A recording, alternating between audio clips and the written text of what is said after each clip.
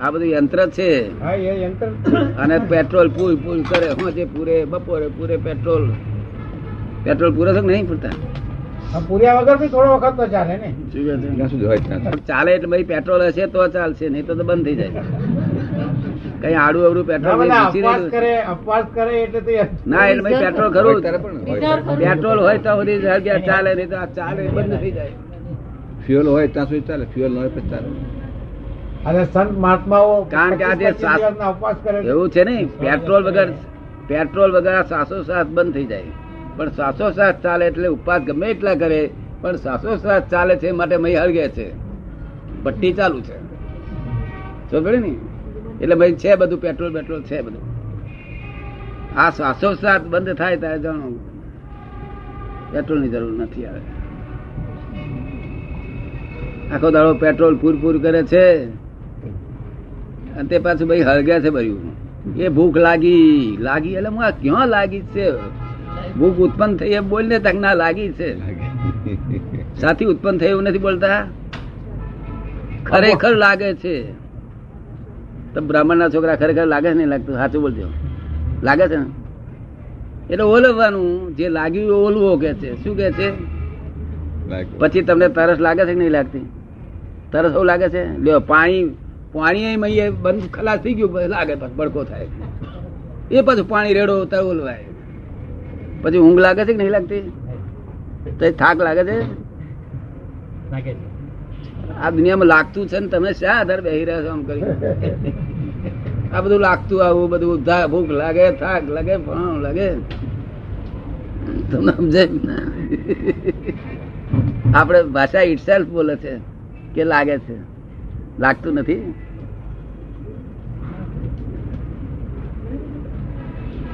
આપણી ભાષા બહુ સરસ છે. દરેક ની ભાષા તો સરસ હોય. શું કહ્યું? આપણી ભાષા આપણને બહુ પ્રિય થઈ પછી. પ્રારબ્ધ જ છે ને. હા, છે તો બધું પ્રારબ્ધ. આ વાતે ચાલે તે વાતે ચાલે તે પ્રારબ્ધ છે. તો સમજો ને? પણ પ્રારબ્ધ જોડે પુરુષાર્થ થયા કરે છે માટે ચેતતા રહેજો. પ્રારબ્ધ ના બહુ જોર ના આપતા, એની પાસે પુરુષાર્થ થયા જ કરે છે. શું થયા છે? કારણ કરતા ભાવ છે. શું છે? હું કરું છું એ ભાન છે અત્યારે. અને તમારે બંધાય કે ના બંધાય? બંધાય નહીં કર્મ. આ મેનેજર બંધાય કે ના બંધાય? બંધાયા કરે. પછી મગજમાં બોજો વધી જાય. વધે કે ના વધે બોજો? ખરેખર વધે. બધાને ઉતાવળ તો હોય પણ જીવની જેવી પુણ્ય. હા, ડોમાના રસ્તા ક્યાંથી લાવે? ધૂળ ઉડતી નથી, પગે ધૂળ અડે નહીં. પેલા જૈન ના સાધુ મહારાજ ચાલે તો એમને દોષ જ બેસે નહીં. કારણ ત્યાં છે તે એકેન્દ્રિય જીવો ઉગે નહીં, ઉગે નહીં. પછી ગીત ગમે તો ચાલવાની છૂટે, ચુમાહંદાડે ચાલે તો છૂટે.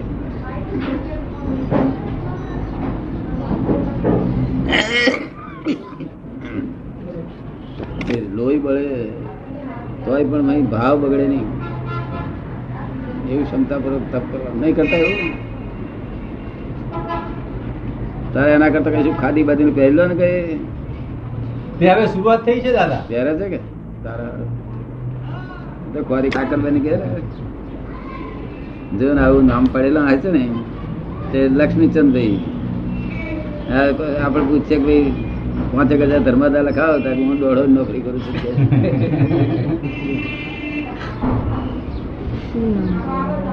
એવું છે જયંતિજી? ખરેખર સાકરબેન છો કે બીજું કશું છો? શું કહો છો સાકરબેન?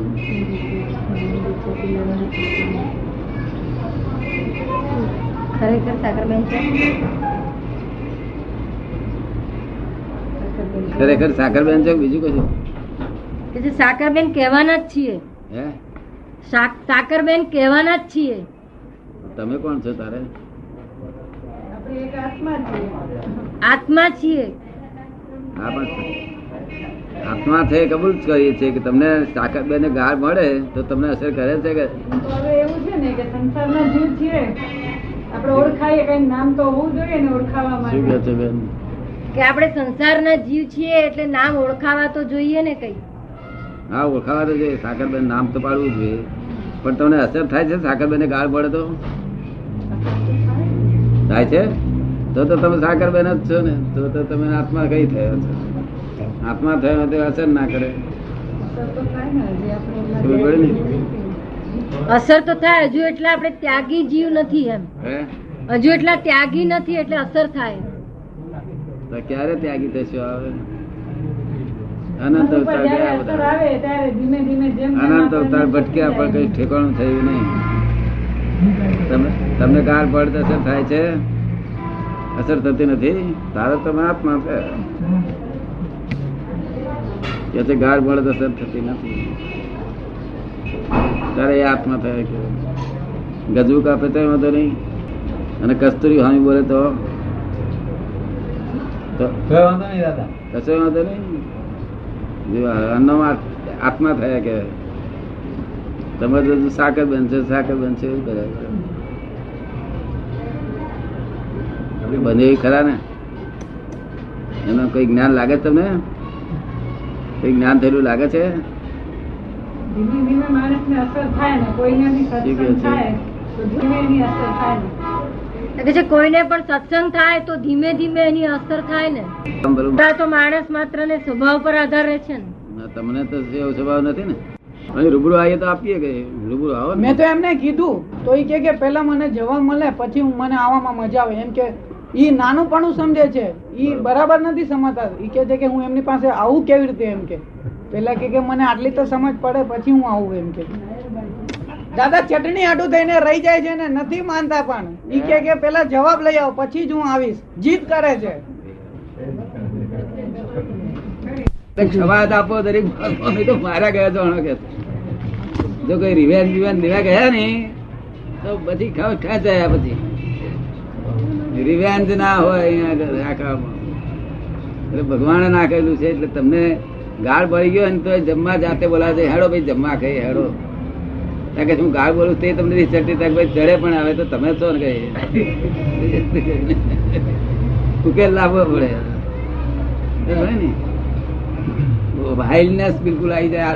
વિષમકાળ નર્યું વાઇલ્ડનેસ. જો એને શું વિચાર નહીં આવે તે કહેવાય જ નહીં. દુનિયા પાર નો વિચાર આવે. તમે એવું સાંભળેલું થોડું ઘણું એવા વિચાર આવે એવું? હે? જાત જાતના વિચાર આવે માણસ. વાઇલ્ડનેસ શું છે? હા. માટે આપણે શું કરવું પડે? જાતે જઈને જમવા આ બોલાવે. ગારો વળી ગયો હોય તો પછી જાતે જઈને બોલે જમવા હારું કે ઉકેલ લાવો ને ઉકેલ તો લાવો જ પડશે. અને એની જોડે વેર બધે ક્યારે પારવા? આવા માણસો જોડે આ દુષ્મકાળના જીવો જોડે વેર બધીએ એ દુષ્મકાળના બહુ અથડાવાના હતા જીવો. એની જોડે વેર બધે આપણે શું અથડાવવું પડે? એટલે આપણે કહીએ સલામ સાહેબ કઈ શું કહ્યું? સલામ કરો. માફી કરવી પડે કે ના કરવી પડે? આ કામ હે તરત માફી નહીં આપો તો તમારે ખર્ચાવવું પડશે. શું તમે માફી હાલત દેશો કે હવે? અરે દરરોજ ની માફી કાઢવી પડે. એમ તારે હા ભણો પચવે થાય કે મને ચેતવે છે કે ઉપકારીશ મારો કે છે.